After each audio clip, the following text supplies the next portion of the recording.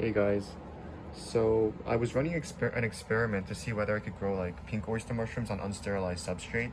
So I mixed in the pellets with just water and hydrated it, and then I mixed in like double the amount of spawns. Instead of using like 13% spawn, wet spawn to dry substrate ratio, I used like closer to 20%. And I thought that maybe with the pink oysters, since they're known for being the most aggressive strain of oyster mushrooms, even amongst like the oyster genus, the Pleurotus genus, I thought that it might work. And yeah, what I found was that even though you see like some of the pinning over here after about, how long has it been? A little more than 2 weeks. Uh, so it did like colonize a decent amount of the bag successfully, but it seems to have stopped at like 2/3 to 3/4 of the way down, and it really didn't. There are very few bags where it like went below that. So the bottom of most bags remain uncolonized. Some of them went like a little bit further down, and some of them are starting to pin, meaning that the mycelium was able to kind of fend off the bacteria enough that it was still able to trigger the fruiting. So I'm going to move these bags in to the fruiting room actually today. Yeah, even though it's not like recommended that you move a contaminated bag into the grow room because that can spread, I'm going to do it anyway just because I'm testing stuff. So you see a little bit of, I think this is trichoderma, it might be something else, but I just assume that's kind of like the default competent against the mycelium.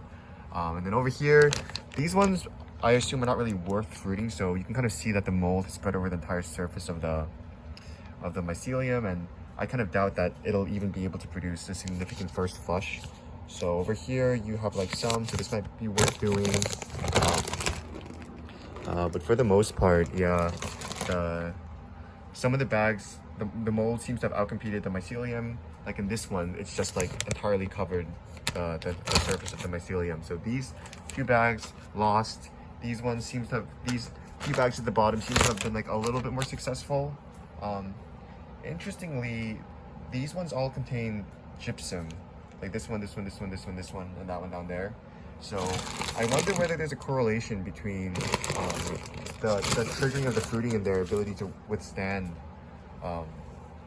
the mold and the gypsum added, because it does seem like all the ones with gypsum seem to be doing quite a bit better, or maybe somehow the gypsum changes the profile of the sawdust such that the mold has a more difficult time. But anyway, I think I should be able to at least get a first flush out of like these ones over here, so I'll probably trash those two and then try fruiting the rest. And yeah, so we'll see what happens. I mean, overall, it definitely seems like I cannot get away with not sterilizing things at all.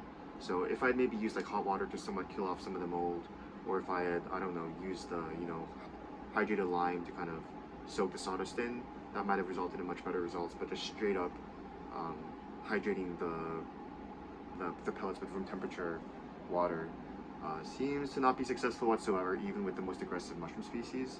So I probably will not be doing that again in the future. But it was an interesting thing to just try and see, and yeah, just trying these different things is how you learn. So